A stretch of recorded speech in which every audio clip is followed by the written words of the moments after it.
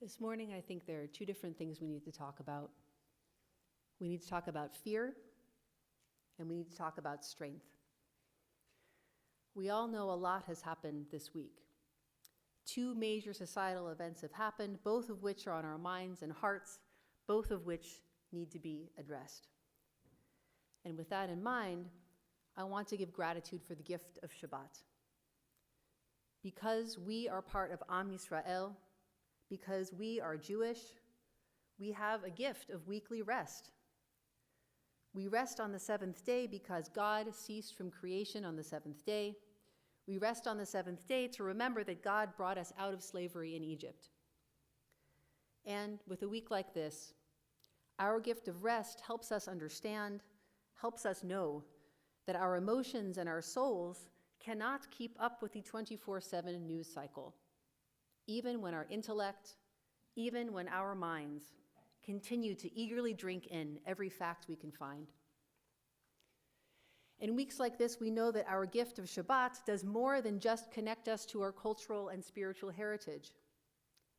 Our gift of Shabbat, our gift of rest, allows our emotions and souls to catch up to the pace of life. It allows us to integrate. Our rest makes us stronger. And today, when we are talking about fear and we are talking about strength, we know that we are better when we are stronger. Taking strength from our gift of rest, let's talk about the events of this week. And let's remember and start at the beginning. I imagine that all of us who have family or friends who live outside Los Angeles have heard from them this week, and they're asking us what's going on with the protests. Are we okay? Is anything happening near us or affecting us? What's been happening is obviously a big deal. What's happening here in LA has spread to other locations in our country. It's escalating. It's continuing today here in our city and across the country. It continues to create division. It's only reasonable to feel fear. In our parsha this week, we read the story of our complaining in the wilderness, and Sammy read it so beautifully in that muted voice, and we read it in that muted voice to try to diminish our embarrassment of our complaining in the wilderness. The situation, we left slavery in Egypt, but at the same time, we left behind everything we were used to. We were uncomfortable, and we complained. Our complaining was not constructive. As we read this morning, Moses and God both had to take strong action to manage our complaints, and obviously things didn't work out that well. Our parsha makes the point, and our traditional commentators on our parsha reinforce the point, that only some of the people were complaining. This minority complaining was responsible for causing the problem. And many traditional commentators make the point that these people who initiated the complaint, the people who caused the problem, weren't even Jewish. The commentaries reference back to the Exodus from Egypt and make the point that a mixed multitude, an Erev Rav, a group of people who were not Jewish, also joined us as we left Egypt. This group was within us, yet not us. They, not us, were apparently the problem. In our parsha this week, we're in the wilderness, we're journeying through the promised land. They're now not called the Erev Rav, they're now called the Asaf Suf, the Riff Raff. But according to some traditional commentators, they're the same group. They're within us, yet they're not us. They, not us, were the problem. Now, this position articulated by some traditional commentaries isn't strictly found in the Torah. The Torah leaves room for that interpretation, but the Torah also leaves room for that interpretation to be incorrect. On Wednesday, after all that unfolded here in Los Angeles last weekend and earlier this week, the Southern California Board of Rabbis issued a statement. It reads in part, "As rabbis and spiritual leaders, we are guided by the Torah's commandment, love the stranger, for you were once strangers in the land." So in this story in this week's parasha about the Erev Rav, the Asaf Suf, our commentaries remind us that it's not easy to love the stranger. It's a hard commandment to follow. Continuing on in the Board of Rabbis statement, it reads, "The images on our screens, in our media, have been deeply troubling. They are reminiscent of times in Jewish history when Jews were scapegoated and blamed for whatever troubles befell the nation in which they are living, and they were summarily punished or expelled. Now, pausing for a moment, I recognize that some of us here in our community will agree with this feeling, and others might object. We are a politically diverse community, and that is, as I say it all the time, it is truly one of the things I love most about us, about who we are. The statement from the Board of Rabbis, you don't have to agree with it. But let's continue just a little bit more. We strive to live by both Jewish laws and Jewish values, and commit ourselves to speaking out against injustice, active in our pursuit of peace. We also want this country to be a nation rooted in both laws and in values. So now, this idea of the rule of law, this is actually powerfully central in Jewish tradition. My teacher, one of my first teachers in rabbinical school, Rabbi Eli Shochet, shared this teaching with all his students. When you have an officer of the law, when you have someone who's responsible for applying the rule of law, you follow that person, and, quote, you do not deviate either to the right or to the left, even if that person doesn't know his right from his left, end quote. We have to follow the rule of law, even when it is imperfectly interpreted and imperfectly applied. That is why in Jewish tradition, the law of the land is the law. That is, it's against Jewish law to break American law in the United States of America. It's against Jewish law to break Canadian law in Canada or Mexican law in Mexico.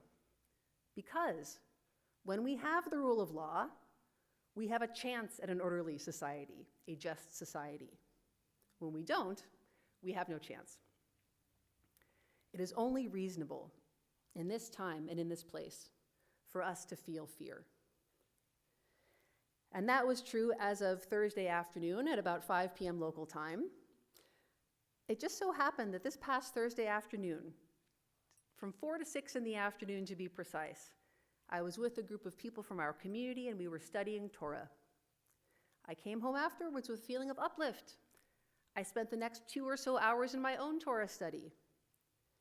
And then at around 8, I saw the first notification on my phone, and around 9, I was exchanging emails with the people I had seen earlier that afternoon saying, little did we know that as we were poring over words of Torah, Israel was engaged in a preemptive strike on Iran.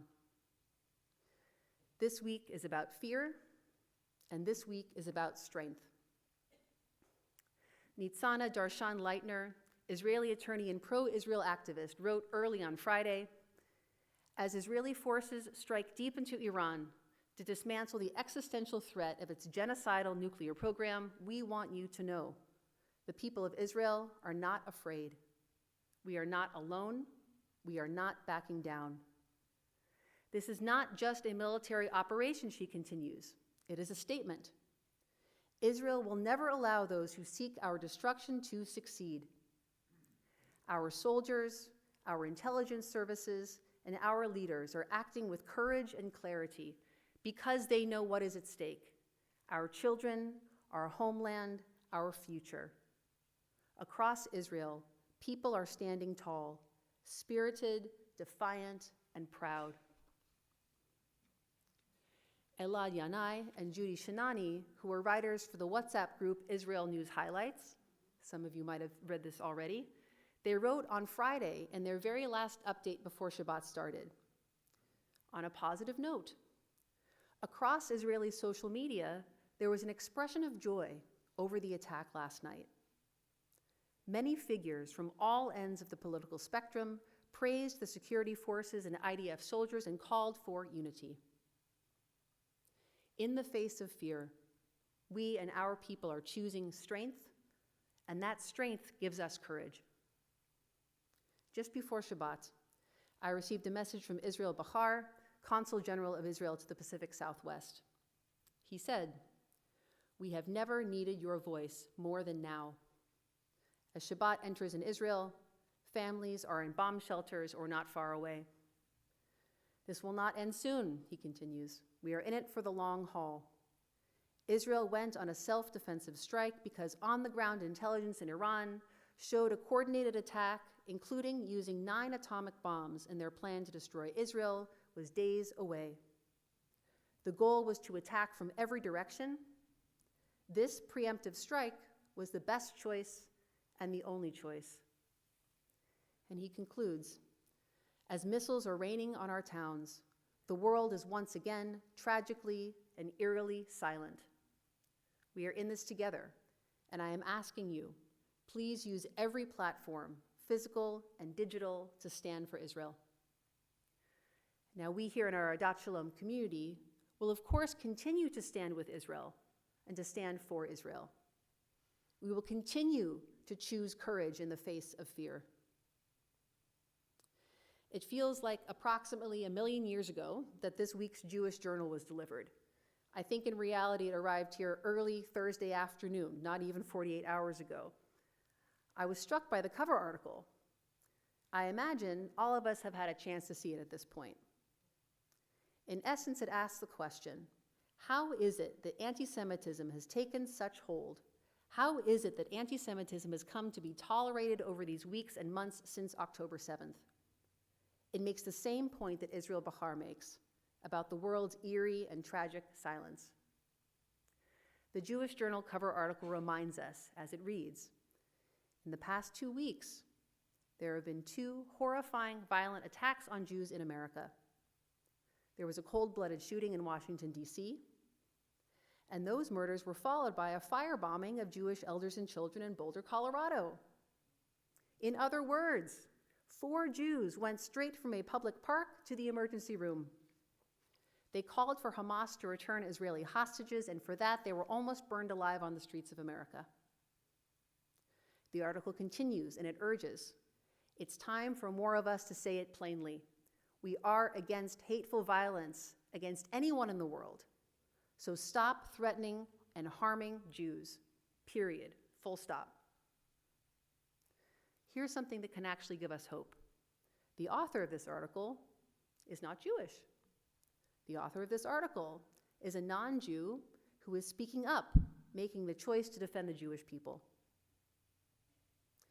In our parasha this week, we find 2 special verses that appear in our Siddur, one at the beginning of the Torah service and one at the end of the Torah service, and Sammy also read these verses so beautifully. The first in English, when the ark was to set out, Moses would say, "Advance, O Lord. May your enemies be scattered. May your foes flee from before you." And the second verse, when the ark halted, Moses would say, "Return, O Lord, you who are Israel's myriads of thousands."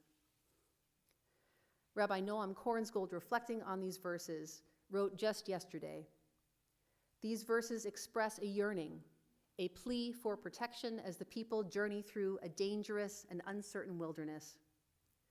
Today, for us, this ancient cry echoes in our hearts as a prayer for the well-being of all in Israel. As we support Israel, we stand for those who long for safety and dignity amidst fear and threat. We stand for those who long for safety and dignity amidst fear and threat. All of what is going on for us this week is continuing to unfold. It is unfolding right now, even as we here can make the choice to accept the gift of Shabbat rest. And it's a good thing we are, because our rest, our time to integrate our minds and souls, can give us the strength we need in the face of fear. Throughout the coming days, throughout the coming weeks, may we turn to one another and may we turn to our tradition. May we continue to find courage. In this time of fear, may we continue to choose strength. Am Yisrael Chai, Shabbat Shalom.